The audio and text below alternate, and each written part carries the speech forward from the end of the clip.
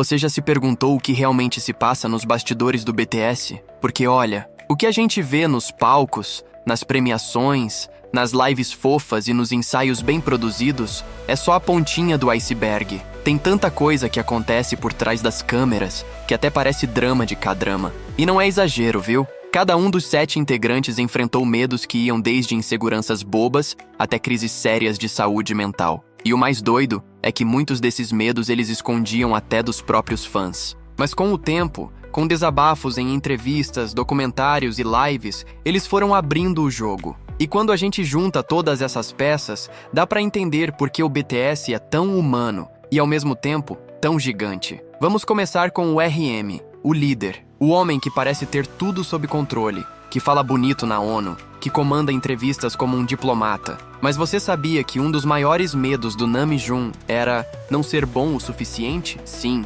ele, o cérebro do grupo, o cara com QI de gênio, morria de medo de não estar à altura do cargo de líder. Desde os tempos de trainee, a pressão sobre ele era enorme. Ele era o primeiro a chegar, o último a sair. Tinha que traduzir a visão da empresa para o grupo, dar exemplo, consolar, liderar. E se algo dava errado, a culpa caía nele. Teve uma época, por volta de 2015, em que ele mesmo confessou em uma entrevista: "Às vezes, sinto que estou arrastando todos para um lugar que nem eu sei onde é." E aí, para piorar, teve a crítica da mídia. No começo, ele foi massacrado por trocar o estilo underground pelo idol mainstream. O público hardcore do rap coreano simplesmente virou as costas. Aquilo pesou tanto que ele quase largou tudo, mas ele ficou. E com o tempo, RM foi encontrando uma forma de liderar com equilíbrio. Hoje, ele é respeitado no mundo todo. Mas isso não significa que o medo desapareceu. Ele só aprendeu a lidar com ele. E se o líder era o cérebro, o Jin era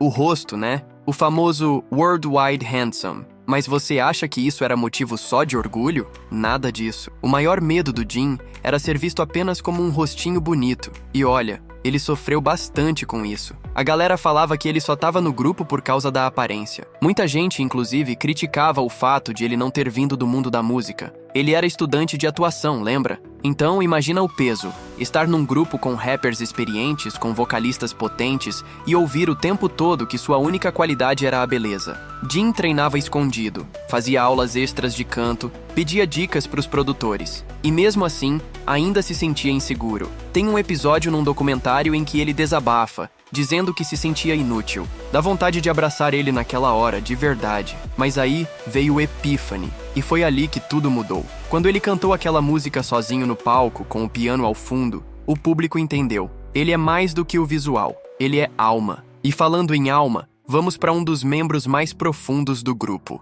o Suga. O Min Young tem essa vibe misteriosa, meio distante, parece até frio. Mas por trás desse jeitão reservado, existe um cara que travou batalhas internas gigantes. O maior medo dele, não ser aceito por ser quem ele realmente é. Desde novo, Young lidava com depressão, ansiedade e crises existenciais. Quando ele começou a se abrir sobre isso, o assunto era praticamente um tabu no K-pop. Mas ele foi lá e meteu o dedo na ferida mesmo. Teve uma época em que ele passava dias trancado no estúdio, compondo sem parar. E quando saía, parecia exausto, sem brilho no olhar. Os outros membros perceberam, mas respeitavam o espaço dele. Até que, um dia, ele desabou. Contou sobre os pensamentos pesados que tinha, sobre o medo de não ser suficiente, de decepcionar. Isso tudo ficou registrado em entrevistas e nas letras das músicas. The Last, da mixtape August D, é praticamente uma carta aberta sobre sua saúde mental. Ele teve coragem de dizer coisas que ninguém mais tinha. E isso fez milhões de fãs se sentirem compreendidos pela primeira vez. Suga transformou o medo dele em voz para uma geração inteira. Se o Suga era o mais reservado, o J-Hope era o oposto completo. Sabe aquele raio de sol que parece estar sempre com o sorriso pronto? Então, o Hoseok sempre foi esse brilho dentro do BTS. Mas o que quase ninguém sabia era que por trás daquele sorrisão havia um medo silencioso e profundo. O medo de desapontar, não só os fãs, mas principalmente o próprio grupo. Desde a época de trainee, J-Hope se destacava pela dança. Ele era conhecido como o mais técnico, o mais preciso, e com isso vinha a expectativa. Todo mundo esperava que ele fosse o centro das coreografias, que ele ensinasse os outros, que ele nunca errasse. Só que esse padrão de perfeição foi se tornando um fardo. Ele mesmo revelou, anos depois, que tinha crises antes dos shows. Ficava em silêncio, andando de um lado pro outro no camarim, revendo passos mentalmente. E sabe qual era o medo dele? Que um erro dele prejudicasse o grupo inteiro. Em um episódio do Burn the Stage, ele aparece chorando sozinho nos bastidores depois de uma apresentação. Não era porque tinha dado errado, tinha dado tudo certo, mas a pressão que ele colocava em si mesmo era tão grande que o esgotava emocionalmente. Com o tempo, ele aprendeu a lidar com isso, mostrando seu lado mais vulnerável. Hoje, J-Hope ainda brilha, mas não precisa mais fingir que tá sempre tudo bem. E isso só fez ele se tornar mais real pros fãs. Agora vamos falar de Jimin. Esse, olha, é um caso à parte, porque o maior medo do Jimin não era palco, não era fama, nem era crítica da mídia. O maior medo do Jimin era o próprio espelho. Sim, por mais inacreditável que pareça, o Jimin já revelou que tinha sérias questões com sua aparência. E isso vem desde a adolescência. Ele se cobrava demais, queria ser o melhor dançarino, o melhor cantor, o mais carismático, mas também queria ser o mais magro, o mais bonito, o mais perfeito. E isso levou ele a extremos. Durante os primeiros anos do BTS, Jimin fazia dietas absurdas. Chegou a passar dias comendo apenas uma refeição. E mesmo com o corpo magro e definido, ele ainda se sentia inseguro. Teve um documentário em que ele confessou que, mesmo recebendo elogios, não conseguia se ver como os outros o viam. É de cortar o coração. Só que, aos poucos, ele foi mudando. Com a ajuda dos membros, do apoio dos fãs e até da terapia, Jimin começou a aceitar sua imagem. Hoje ele fala sobre amor próprio nas entrevistas e até ri dos tempos em que se cobrava tanto. Mas o processo foi longo e doloroso. E aí a gente chega no V. Ah, o Taehyung, sempre cheio de charme, com aquele olhar penetrante, a risada escandalosa, a personalidade única. Mas o V tem um lado extremamente sensível que pouca gente entende. Sabe qual era o maior medo dele? Perder quem ele ama. Sim, o V sempre foi muito ligado à família,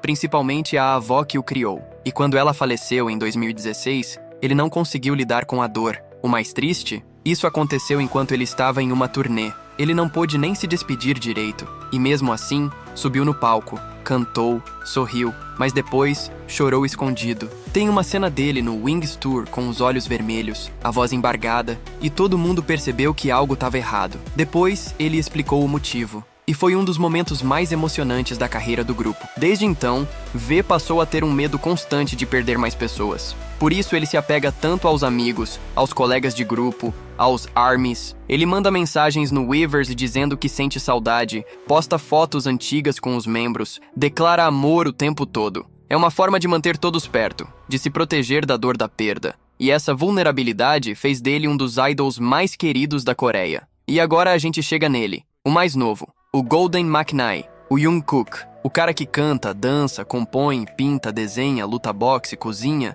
parece que não tem nada que ele não saiba fazer, né? Mas justamente por isso, o maior medo dele sempre foi não corresponder à imagem que criaram dele. Desde que debutou, com só 15 aninhos, Jungkook era chamado de prodígio. E isso que parecia elogio, virou uma prisão. Ele se via cercado de expectativas. Todo mundo dizia, ah, o Jungkook é perfeito. Ele é bom em tudo, só que por dentro, ele não se sentia assim. Pelo contrário, ele se sentia um menino inseguro, tentando acompanhar 6 caras incríveis, todos mais velhos, mais experientes, mais maduros. Durante anos, Jungkook internalizou essa pressão. Ele treinava horas além dos outros, ensaiava de madrugada, ficava frustrado quando errava. E o medo dele era esse, que um dia as pessoas descobrissem que ele não era tão bom quanto pareciam achar. E aí vem uma das histórias mais tristes. Em 2017, durante um show da turnê, ele simplesmente desmaiou no palco. Sim, exaustão total. Ele caiu de joelhos, suado, pálido. Os médicos disseram que era estafa. E foi aí que os fãs perceberam. Ele estava indo longe demais para não decepcionar. Depois disso, os outros membros começaram a proteger mais ele. O Jin, por exemplo, passou a puxar ele para refeições. O J-Hope passou a ensaiar com ele de forma mais leve. E o próprio Jungkook, aos poucos, começou a entender que não precisava ser perfeito, só precisava ser ele. E é aí que vem um ponto de virada importante nesse roteiro. Todos esses medos que a gente contou até aqui quase fizeram algum deles desistir do grupo em momentos diferentes. E não é suposição, não. São fatos que os próprios membros admitiram depois de anos. Lembra do momento no discurso do Mama 2018, quando Jin disse que eles pensaram seriamente em acabar com o BTS? Aquilo não foi só emoção de palco, foi um grito de verdade. Aquele ano tinha sido um inferno para eles. Agenda lotada, pressão psicológica, exposição extrema. Os membros mal conseguiam dormir. Teve briga, teve choro, teve silêncio. E o pior,